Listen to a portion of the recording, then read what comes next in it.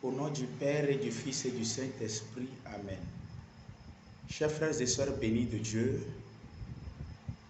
nous sommes au mardi de la 3e semaine du Carême. Et la première lecture d'aujourd'hui est tirée du livre de Daniel, le chapitre 3, versets 25 à 43.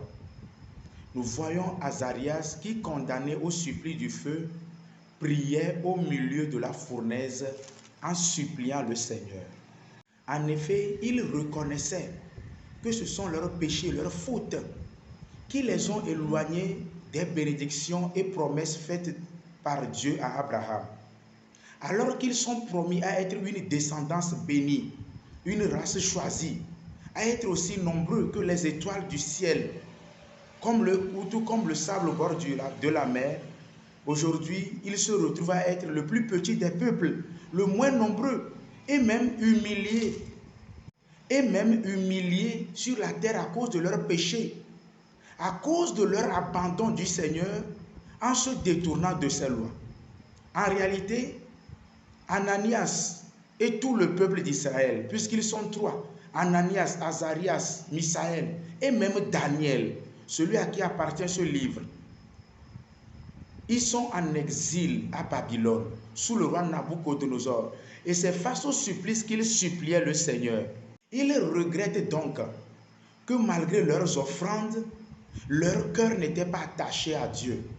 Malgré les béliers qu'ils offraient, les agneaux par milliers, leur cœur n'était pas attaché à Dieu. Et c'est cela qui leur a causé d'être amenés en déportation à Babylone.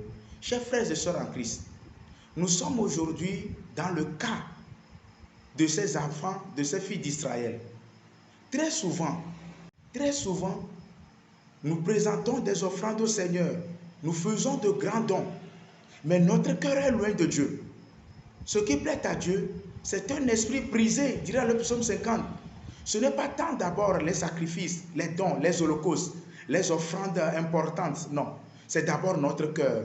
Dieu veut un cœur contrit, un cœur converti, un cœur qui sache être humble, un cœur qui marche selon ses lois, un cœur qui vive dans la crainte de Dieu.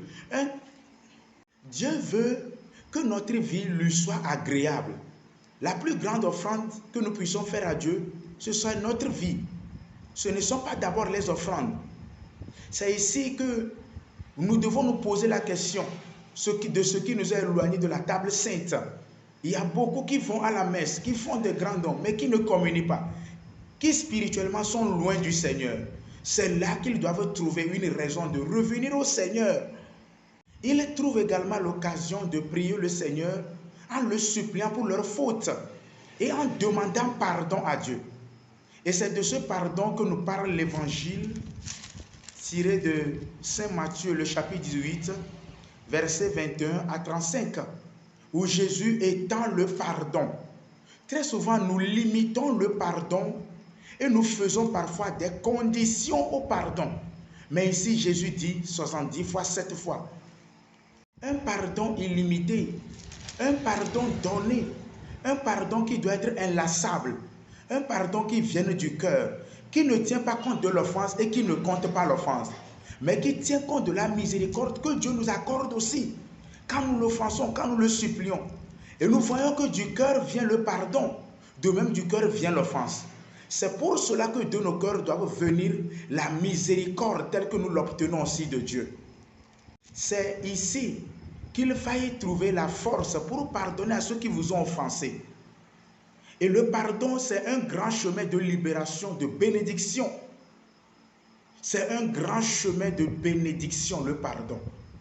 Je voudrais que vous fassiez cet effort pour pardonner du fond du cœur à ceux qui vous ont offensé et implorer la miséricorde de Dieu sur eux. Et vous verrez combien les chemins de vos vies s'ouvriront, même physiquement. Quelle que soit la gravité de l'offense qui vous a été faite, et le temps que cela a pris pour que cette plaie se cicatrise, je voudrais prier le Seigneur pour qu'il nous donne la force de pouvoir pardonner. Je voudrais prier le Seigneur pour qu'il te donne la force de pouvoir pardonner à cet ami, peut-être à ton mari, à ce collègue, à cette personne qui a peut-être détruit ta vie. Mais en lui offrant le pardon ce matin, le Seigneur va te restaurer dans la puissance du nom de Jésus.